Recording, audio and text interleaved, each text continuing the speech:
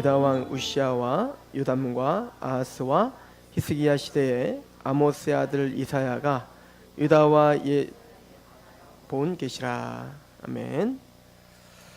오늘부터 우리는 오후 예배 때 저랑은 이사야서를 같이 상고하고자 합니다. 이사야서는 사실은 생각보다 쉽지는 않아요. 근데 아마 우리 같이 성경을 상고해보면 알겠지만 우리에게 익숙한 구절들도 참 많은 책이 이사야서이고요. 특별히 이사야서는 메시아 연구에 있어서 너무나 중요한 책이죠. 예수님의 십자가를 정말 정확하게 예언하고 있던 책이 바로 이 이사야서이기도 하고요. 또 제가 요한계시록을 연구하면서 놀랬던 것은 요한계시록을 연구하고 그리고 이사야서를 읽었더니 이 이사야는 이제 확장하여서 마지막 때를 정확하게 예언하고 있고, 그러니까 이 이사야가 본 그 환상과 이 계시는 우리가 이게 좀 복합적인 예언이라고 하는데요. 1차적으로는 오늘 이 이사야의 배경이 되는 왕들이 있어요. 특별히 이 유다 왕, 북이스라엘과 남유다로 이제 갈라지게 됐을 때 이제 남유다의 왕들이었던 우시아와 요담과 아하스와 히스기야 시대 때 하나님께서 주시는 메시지요. 사실은 이 시대가 어떤 시대냐면 이제 그 북이스라엘과 남유다가 갈라져서 서로 이제 친할 때도 있었지만 대부분은 거의 원수처럼 지낼 때도 참 많았단 말이에요. 그때 이제 그 유다를 치기 위해서 아람이라고 하는 나라와 북이스라엘이 연합을 해요. 꼭 우리가 그 신라가 이제는 당나라와 이제 손을 잡고 나당 연합군이 이제 그 고구려를 치고 막 이러는 것처럼 그렇게 이제 그 북이스라엘이 아람 군대와 연합을 해서 남유다를 치려고 하는 위협 속에서 이제 그 이사야는 그런 배경이 있습니다. 그리고 두 번째는 이보다 좀 더 큰 문제가 생겼는데, 이 북이스라엘을 또 이 아람을 아수르라고 하는 나라가 일어나서 이제는 패망시켜 버립니다. 나중에 보면 북이스라엘 패망시켜 버리죠. 그리고는 이제는 그 강력한 군대를 이끌고 사실은 누구도 위협을 가하냐면 유다를 위협하려고 오게 됩니다. 그때 이제 왕이 이제 히스기야 왕인 거예요. 그러니까 그런 위협 속, 그러니까 그 에브라임과 이제 그 열왕기상하부터 보면 이제 에브라임 하면 이제 북이스라엘을 가리키는 용어입니다. 왜냐면 이제 그 10지파가 이제 갈라지고 두 지파 유다와 베냐민 지파가 남유다가 되는 거고, 위에 10지파 중에 가장 큰 지파가 에브라임이에요. 그래서 이제 에브라임이라면 북이스라엘을 이제 표현하는 용어입니다. 그래서 이 북이스라엘과 이제 그 아람 군대와의 연합으로 인한 그 위협, 또 아수르에 의하여 이제 그 남유다가 위협을 당하는 그런 문제들이 터지면서 이제 선택의 기로에 선 거예요. 그러니까 너무너무 겁나는 거잖아요. 그런데 계속 이사야는 그런 위협과 그런 구국의 어떤 그런 운명 속에서 이사야는 하나님의 약속을 바라봐라. 세상을 의지하지 말고 하나님의 약속과 그의 행하심을 의지하라. 이것을 계속 선포하는 겁니다. 그런데 이제 이 왕들은, 유다의 왕들은 겉으로는 그래야죠. 하나님을 나는 의지해야죠 라고 말하지만 그들은 무엇을 의지하면 정치와 외교를 의지하게 됩니다. 그러니까 이들은 끊임없이 그 에브라임과 아람의 그 연합국이 왔을 때는 아수르를 의지하죠. 아수르를 통해서 뭔가 이걸 좀 제어하려고. 그때도 이제 강력하게 규탄을 합니다. 그렇게 하시면 안 된다. 하나님을 의지하고 언약을 의지해. 그런데 이제 아수르를 의지하다가 나중에 아수르가, 이걸 나중에 이사야가 멋지게 표현하는데, 유유히 흐르는 강, 하나님의 그 생명의 강을 거부하고 이제는 뭔가 그 더 큰 강물, 물줄기를, 내가 보기에는 더 강력해 보이는 물줄기를 원하는 듯이 하나님을 의지하기보다 지금 당장 눈에 보이는 아수르가 훨씬 더 자기에게 유익인 것 같으니까 아수르의 편을 드는 걸 이제 이사야는 뭐라고 하냐면 홍수를 받았다. 그러니까 그 강력한 물줄기를 끌어들였는데 알고 봤더니 그게 홍수예요. 나중에 그 아수르에 의해서 누가 이제 힘든 시기를 겪게 되는 거예요. 바로 남유다가 힘든 시기를 겪게 되는 겁니다. 또한 이제는 히스기야 때는 아수르에 의해서 이제 막 위협을 강하니까 이제는 그때도 나타나서 이사야가 하나님의 언약을 의지하라, 그리고 회개하라. 그렇지 않으면 더 큰일이 난다. 그때 이제 히스기야는 누구를 의지하냐면 바벨론을 의지하는 거예요. 바벨론. 나중에는 이제 그 바벨론에 의하여 최종적으로는 남유다가 부셔지죠.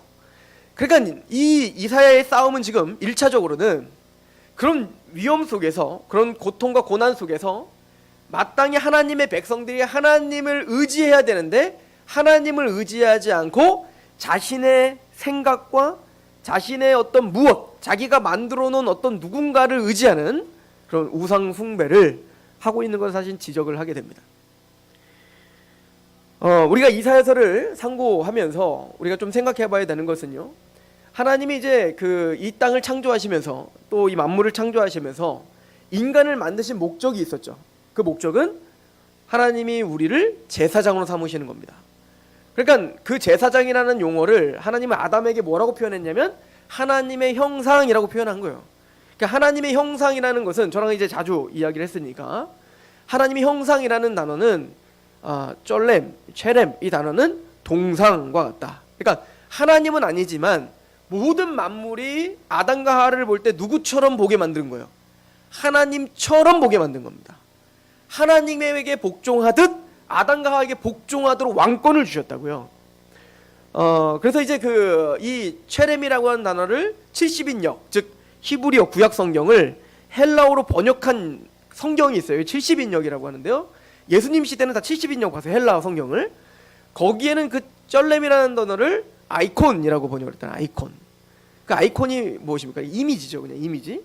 아무것도 아닌 이미지죠. 그런데 아무것도 아니지만 그 이미지를 우리가 컴퓨터에서 클릭하면 엄청난 양의 우리가 상상할 수 없는 데이터에 접속이 가능한 것처럼 그 아담과 하와를 바로 하나님의 아이콘으로 만드셨다는 거예요. 그러니까 우리는 아무것도 아니죠. 우리는 흙과 같죠. 우리는 티끌과 같죠. 우리는 아무것도 아닌 거예요. 그런데 그런 우리를 하나님의 형상대로 만드셔서 우리를 접속하면, 우리를 만나면 누가 읽혀지는 거예요? 하나님이 읽혀지고 하나님을 만나게 되는 거예요. 그죠? 이게 바로 하나님의 형상. 그래서 하나님의 형상은 바로 복의 통로가 되는 겁니다. 에덴 동산을 먼저 하나님의 말씀대로 선악을 판단, 즉 다른 말로 말하면 행위 언약, 즉 하나님의 말씀, 하나님의 율법이죠. 그 하나님의 말씀 앞에 서서 선악을 판단하는 겁니다. 그러니까 그 판단은 나에게 있는 게 아니라 어디에 있다고 믿는 거예요. 원래 선악과에 있다고 믿는 거예요. 즉 하나님에게 선악의 판단 기준이 있다. 내가 아무리 좋아 보여도, 내가 아무리 그게 좋게 생각해 될지라도 하나님이 아니라 하면 악한 거고, 하나님이 맞다 하면 내가 아무리 안 좋아 보여도 하나님 맞다면 그게 선인 거예요. 그런데 그 판단 기준이 하나님께 있지 않고 누구에게 있다는 거예요? 나에게 있다고 독립을 선언한 게 바로 아담이 선악과를 따먹은 거란 말이에요. 원래는 하나님이 아담과 하와에게 제사장과 같이 어떻게 하나요? 왕권을 줬다. 그래서 뭐라 했어요? 생육하고 번성하고 땅에 충만하고 정복하고 다스려. 어떻게 다스리는 거예요? 어떻게 왕권을 하는 겁니까? 하나님의 선악과 앞에서 하나님의 말씀으로 뭘 다스려야 돼요? 1차적으로 나를 다스려야죠. 그 누구를 다스려요? 모든 만물을 다스려야 돼요. 이게 원래 아담의 아담이에요. 원래 아담을 만드신 목적이에요. 그런데 그 인간을, 그 뱀이 와서 아담에게 와서 하와에게 와서 유혹을 하죠. 그걸 먹으면 진짜 죽는다고 하더냐? 아니, 죽을까 하노라 했다. 벌써 이미 치우친 거예요. 죄에 이미 치우쳐지기 시작했습니다. 그때 뭐라고 합니까? 약간의 틈새를 보이니까 원래는 정령 죽으리라 했는데 하와는 뭔가 죄가 딱 치우치니까 어떻게 해요? 약간 변질시키죠. 뭐를? 하나님의 말씀을 약간 변질시켜요. 뭘로? 내 상황과 내 감정과 내 환경에 맞게 티 안 나게 변질시키는 거예요. 정령 죽으리라 했냐? 그랬더니 아니, 죽을까 하노라 했다고. 확실한 건 아닌데 그냥 죽는다고는 한 것 같은데 죽지 않을 수도 있지 않을까 싶기도 한데 죽는다고 하긴 했어. 뭐 이런 거죠. 그러니까 그렇게 틈새가 딱 벌어지면 바로 사탄은 그 틈새를 끼어드는 거예요. 죽지 않는다. 네가 먹으면 하나님처럼 될까봐 하나님이 겁나서 그런 거야 라고 하나님과 인간 사이를 이간질시키고 오해하게 하고 지금 가로막고 있는 거죠. 이걸 이 세상 신이 믿지 아니하는 자들 말고 혼미하게 하고 있다라고 표현한 겁니다. 자, 그러므로 그들은 이제는 하나님의 말씀에 의하여 사실은 그 뱀도 만물이잖아요. 그 만물을 어떻게 써야 돼요? 원래 다스렸어야 되는 겁니다. 근데 다스리기는커녕 다스림을 당하게 된 거예요. 그러니까 원래 인간이란, 원래 아담이란 하나님의 은혜를 알아 선악과 앞에서, 하나님의 말씀 앞에서 나를 다스리고 만물을 다스리는 존재여야 되는 거예요. 그래서 내가 만지면 하나님의 뜻이 성취되고, 내가 말하면 하나님의 말씀이 선포되고, 내가 걷는 곳에 그 목적지가 항상 하나님의 영광이어야 되는 겁니다. 말하는 게 예배요, 걷는 게 예배요, 선택하는 모든 게 예배인 거예요. 너희가 먹든지 마시든지 무엇을 하나님의 영광을 위하여 하라. 이것이 원래 인간을 창조하신 목적이에요. 그런데 사단에 의하여 이제는 혼미케 되고, 그리고는 이제는 그들을 정복하는 게 아니라 대로 그들에 의하여 정복을 당하기 시작했어요. 그래서 예수님은 뭐라고 하죠? 하나님을 믿지 못하고 예수 그리스도를 믿지 못하고 자기 마음대로 화해 있을진저 바리새인과 서기관들이요 라고 그렇게 비판하면서 뭐라고 하면 너희들의 아비는 누구다? 마귀다. 너희가 사단의 지배를 받고 있다 라고 이야기하는 거죠. 정복해야 될 대상을 대로 정복당하고 있는 거예요. 그죠? 하나님은 그런 인간의 타락을 바라보면서 하나님이 원래 궁극적으로 완성하시고자 하는 그 뜻을 저버리지 않으셨습니다. 하나님은 그렇게 타락하여, 인간들이 타락하여 가인을 보세요.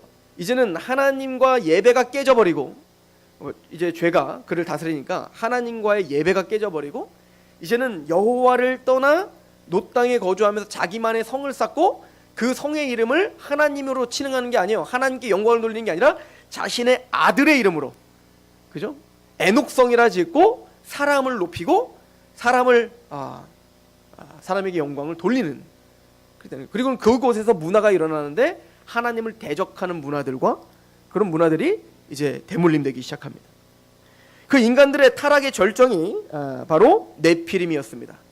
즉 하나님의 사람들 세세반열, 그렇게 하나님의 말씀에서 떠나지 않은 아벨과 같은 하나님을 예배하는, 하나님을 경외하는 그런 하나님의 백성들이 남아 있었는데, 나중에는 이제 그 세세반열도 하나님의 아들들이 여자의 딸들과 결혼하더라. 이거 뭐죠? 종교가 혼합주의가 된 거죠.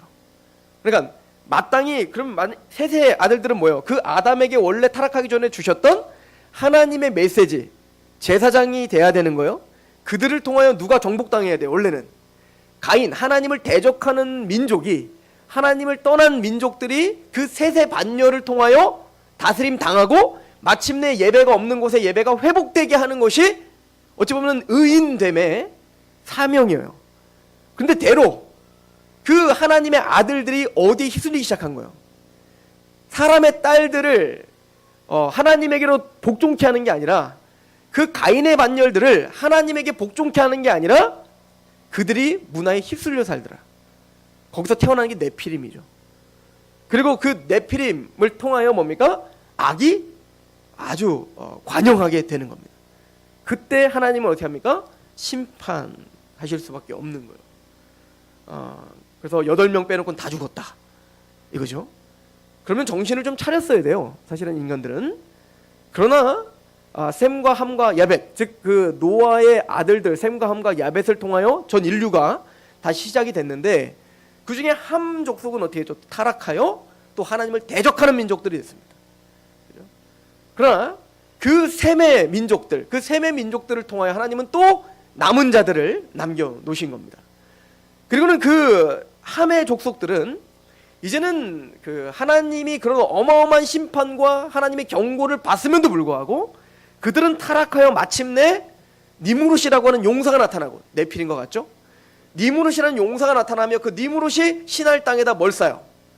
바벨탑을 쌓고 하나님을 대적하는, 높아진 교만과 하나님을 대적하는 일들을 자행합니다. 그리고는 하나님은 그 바벨탑을 흩어버리고 이제는 여러 민족으로 흩어버린 다음에 언어를 혼잡하게 합니다. 그리고는 하나님은 그런 죄악 중에서 하나님의 택함받은 민족 하나를 세우시기로 결정하십니다. 그게 바로 아브라함이었던 겁니다. 근데 그 아브라함이 어디 살았어요? 바로 신할 땅 바벨탑에 쌓여졌던 그 근처, 바벨론의 통치 지역이었던 바로 갈대아 우르에 있었던 겁니다. 그러니까 이런 성경의 이런 기록들은 다 의미심장한 기록들인 거죠. 그러니까 하나님의 택함 받은, 그래서 그 아담의 원래 타락하기 전에 왕 같은 제사장으로서 하나님의 형상으로서 하나님의 뜻을 이룰 그 제사장들을 세우시는데, 그 제사장들은 어디서 세워지는 겁니까? 바로 그런 타락한 그 바벨론 지역, 즉 갈대아 우르 지역에 있는 아브라함을 하나님이 직접 찾아가시더라는 거죠. 자격이 안 되고 일한 것도 없는 그를 찾아가 하나님의 아브라함을 불러 민족을 일으키겠다, 내가 너에게 자손을 주겠다, 내가 너에게 씨를 주겠다 라고 약속을 하는 거예요.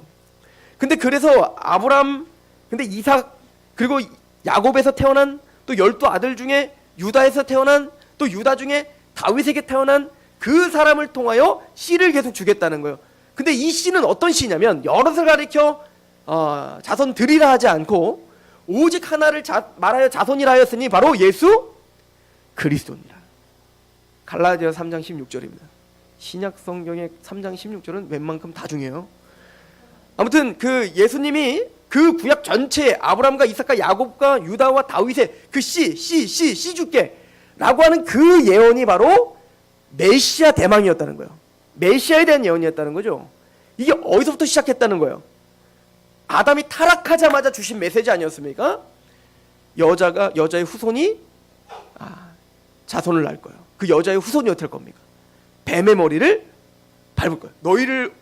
너희를 지금 지배하고 있는, 너희를 지금 하나님을 보지 못하게 하는, 너희를 지금 타락하게 한 그 사단의 권세의 머리를 그 메시아, 그 여자에서 태어나신 그 여자의 후손이 그 머리를 밟을 것이다.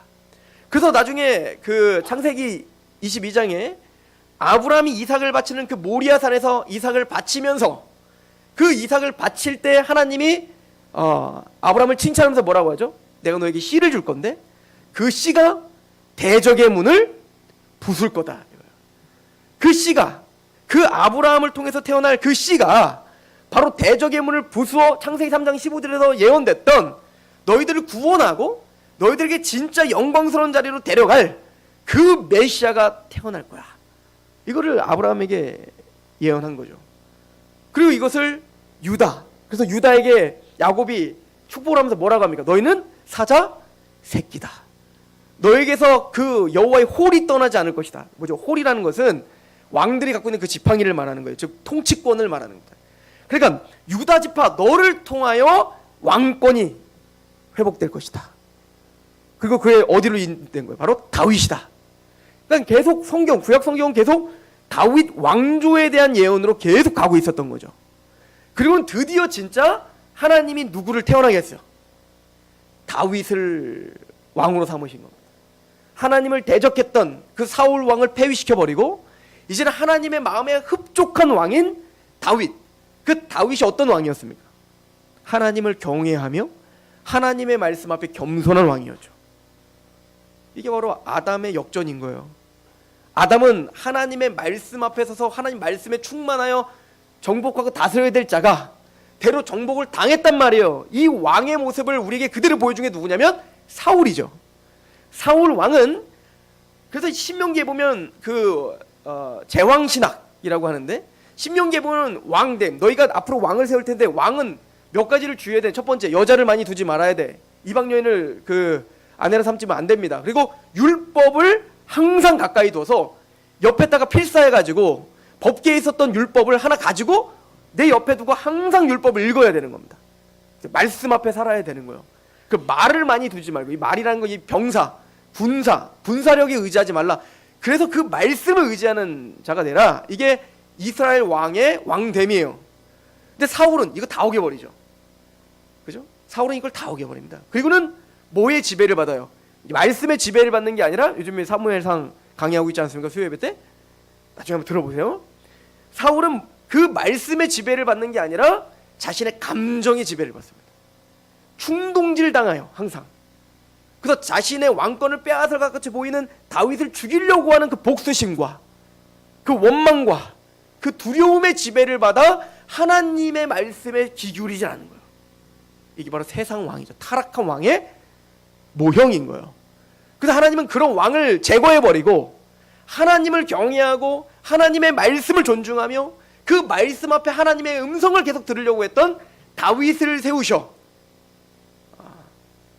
하나님의 왕국을 만드시고 그리고 그의 아들 솔로몬을 통하여 성전을 짓게 하시는 거예요.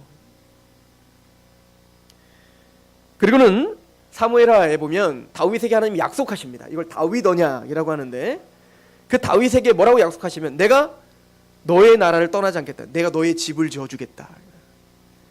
너의 왕권이 갈리지 않도록 내가 그 왕권을 영원히 지켜주겠다. 너의 자손이 나의 성전을 지을 것이요. 이렇게 말합니다. 1차적으로는 다윗의 자손인 누구? 아들 솔로몬이 성전을 짓죠. 근데 그게 진짜 영원한 성전입니까? 그게 진짜 영원한 나라입니까? 그게 아님을 솔로몬을 통해서 보여주는 거예요. 솔로몬은 메시아가 아닙니다. 진짜 성전을 지으실 분이 올 거라는 거예요. 다윗도 진짜 왕이 아니에요. 그걸 뭘 통해서 보여줘요? 다윗도 밧세바와 간음을 저지르고 우리아를 쳐 죽이는 살인을 저지릅니다. 다윗도 메시아가 아닙니다. 단 다윗과 같은 한 왕이 올 거예요.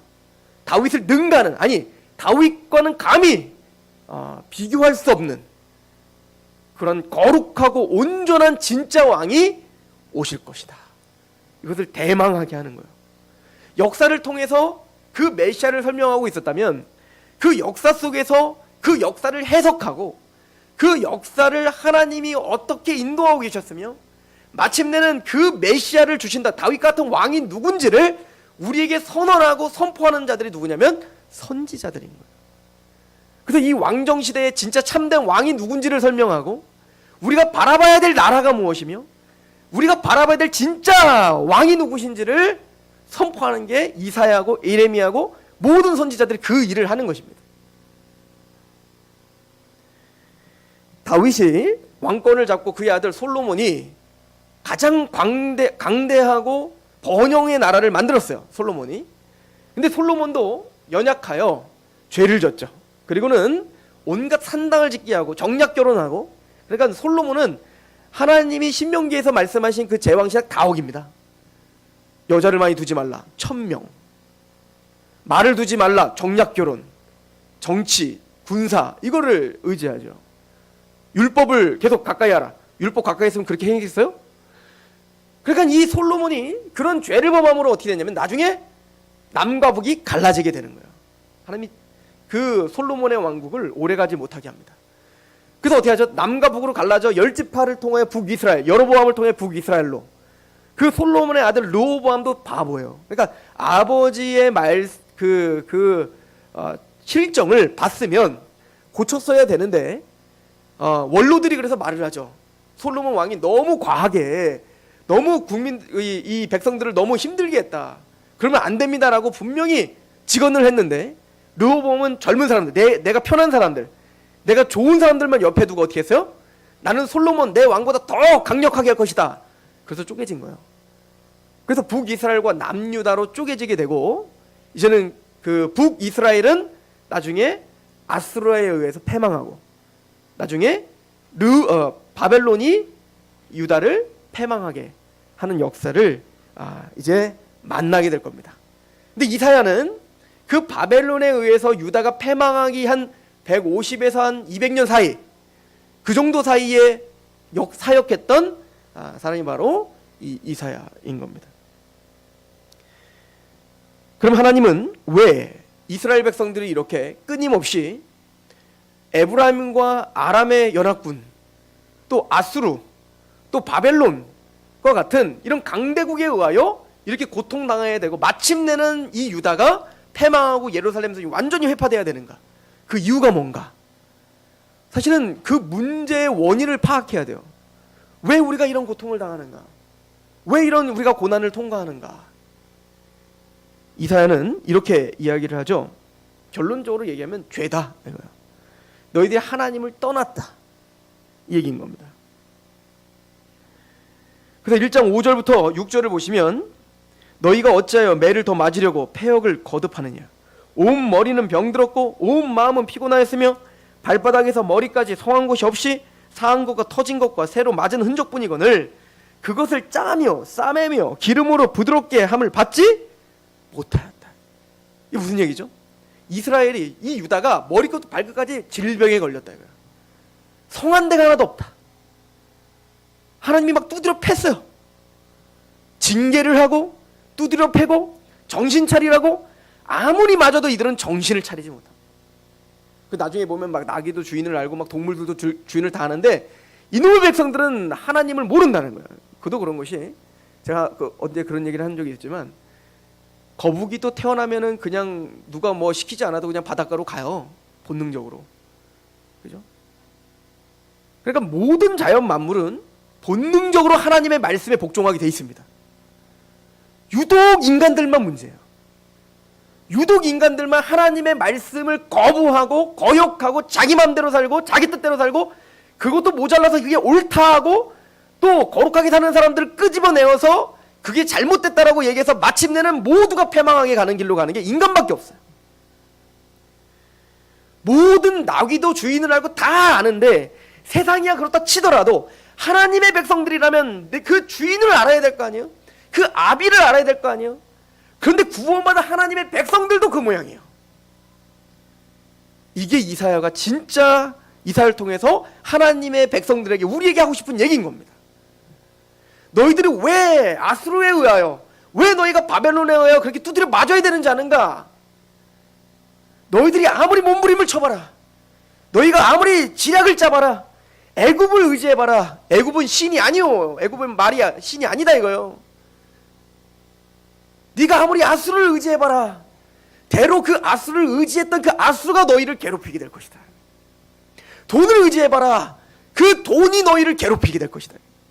권세를 의지해봐라, 그 권세가 부메랑이 돼서 너희를 치게 될 것이다. 그 얘기인 겁니다. 그런데도 우리는 끊임없이 뭔가 우상을 만들어 놓고 하나님을 의지해, 말씀을 의지해, 언약을 의지해 라고 외치지만, 나귀는 그 말을 듣는데 우리는 안 듣는 거예요. 얻어 터지고 얻어 터지고 머리끝부터 발끝까지 성한 데 없을 만큼 얻어 터져도 치료할 생각이 없어요. 왜냐? 무지하기 때문이다. 이게 이사야가 진짜 하는 얘기예요. 그리고 우리가 이사야를 연구해보면 알겠지만, 마태복음과 마가복음, 누가복음에 보면 예수님이 병든 자를 치유하는 장면이 있어요. 나병 환자를 치유하고, 열병 환자를 치유하고, 또 보지 못하는 사람, 듣지 못하는 사람, 말하지 못하는 사람을 치유하고, 귀신들을 치유하고, 그런 치유를 하시면 예수님이 뭐라고 하시는지 아십니까? 이사야서 53장의 말씀의 예언의 성취다 이거요. 이사야 53장의 예언이 무슨 성취인데요? 너희들이 발끝부터 머리끝까지 그렇게 성한 데 없을 만큼 질병, 즉 뭐요? 지금 상징적인 거죠. 영적인 질병, 즉 죄의 질병이 걸려있다 이거요. 하나님을 의지하지 않는 질병이 걸려있다 이거요. 그것 때문에 너희가 패망할 수밖에 없다 이겁니다. 그런데 그런 배은망덕하지 못한 너희를 하나님 포기하지 않겠다는 거예요. 이사야서 7장에 뭐라고 하는지 아십니까? 아하스야, 내가 너 도와줄게.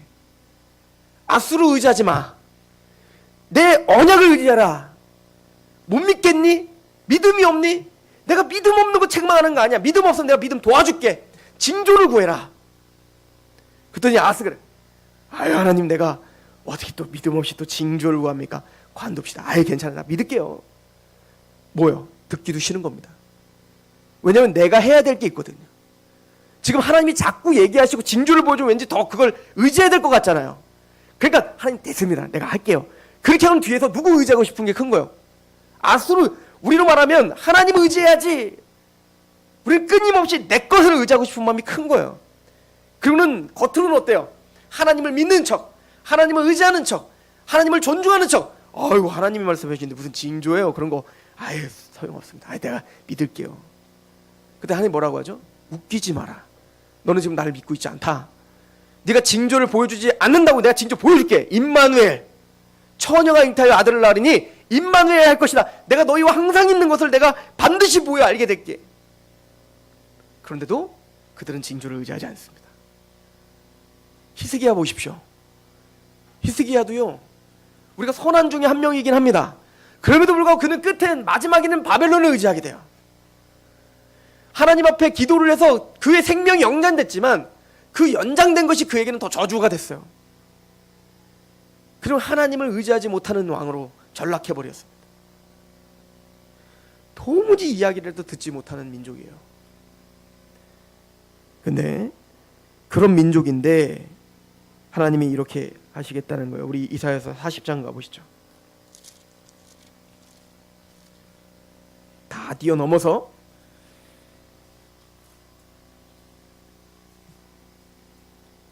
이사야 40장 39장부터 봅시다. 39장 1절부터 8절. 그때 히스기야가 병들어 죽게 되니 아모스의 아들 선지자 이사야가 나아가 그에게 이르되 여호와께서 이같이 말씀하시기를 너는 내 집에 유언하라. 내가 죽고 살지 못하리라 하셨나이다 하니 히스기야가 얼굴을 벽으로 향하고 여호와께 기도하여 이르되 여호와여 구하오니 내 주 앞에서 진실과 전심으로 행하며 주의 목전에서 선하게 행할 것을 기억하옵소서 하고 히스기야가 심히 통곡하니 이에 여호와의 말씀이 이사야에게 임하여 이르시되 너는 가서 히스기야에게 이르기를 내 조상 다윗의 하나님 여호와께서 이같이 말씀하시기를 내가 내 기도를 들었고 내 눈물을 보았노라. 내가 내 수안에 15년을 더하고 제가 지금 39장을 읽고 있었어요. 왜 아무 말도 안 하십니까? 제가 38장 보라고 했나요? 그죠? 39장을 읽으라는데 지금 38장 읽고 있었거든요. 왜 아무 말도 안 하시는 겁니까? 39장 가보겠습니다. 39장 1절. 위험하신 분들이네요. 그때 발라단의 아들 바벨론 왕 무로발닥을 하다니 이렇게 이름 어렵냐. 히스기야가 병들었다가 나았다함을 듣고 히스기야에게 글과 예물을 보낸지라. 하나님의 은혜로 히스기야가 그 기도해서 나은 거예요. 읽길 잘했네요. 히스기야가 사자들로 말미암아 기뻐하여 그들에게 보물 창고 곧 은과 금과 향료와 보배로운 기름과 모든 무기고에 있는 것들을 다 보여줬으니 히스기야가 공중의 소유와 전 국내의 소유를 보이지 아니한 것이 없는지라. 바벨론을 철저히 믿었던 겁니다. 이런 걸 다 우리로 말하면 국방부고 뭐고 막 청와대고 뭐고 막 이 나라의 재산이 얼마나 되는지 무기가 얼마나 되는지 그냥 다 보여준 거예요. 그만큼 바벨론을 의심하지 않았던 겁니다. 그만큼 바벨론을 믿었던 거예요. 이 히스기야는 자랑도 하고 내가 이렇게 부자입니다. 3절. 이에 선지자 이사야가 히스기야 왕에게 나와 이르되 그 사람들이 무슨 말을 하였으며 어디서 왕이 왔나이까 하니 히스기야가 이르되 그들이 원방 곧 바벨론에서 내게 왔나이다 하니라.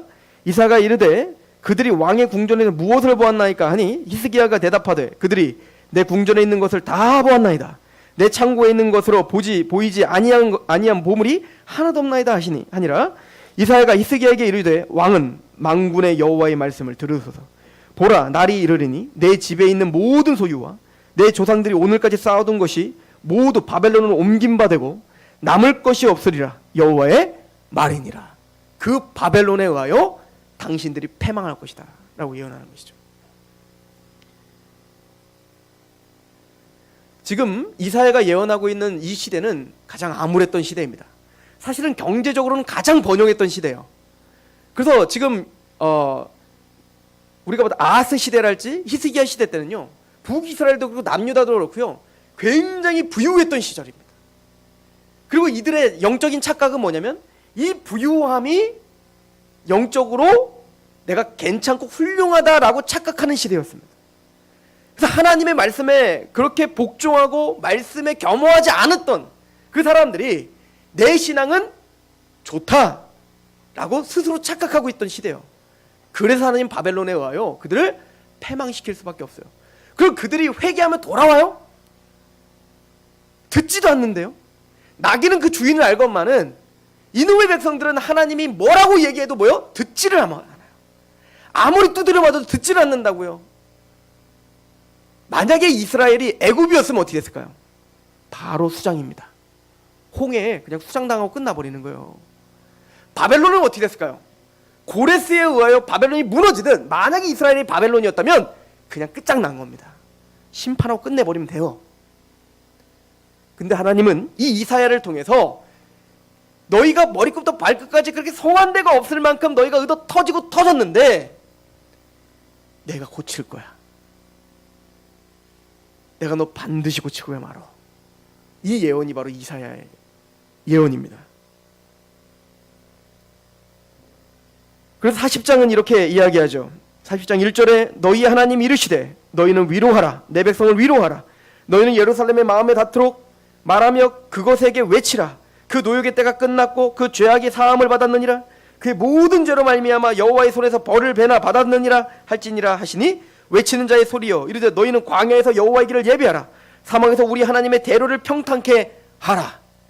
하나님은 그의 백성들을 다시 회복하고야 말겠다. 내가 너희를 고치겠다. 그럼 어떻게 고칠까?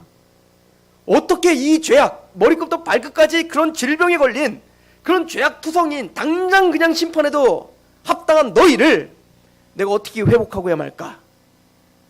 이게 이사야서 7장인 거예요. 처녀가 잉타여 아들을 낳음으로. 이사야서 9장에 근데 그 한 아기는 영존한 아버지시오 하나님이셔요.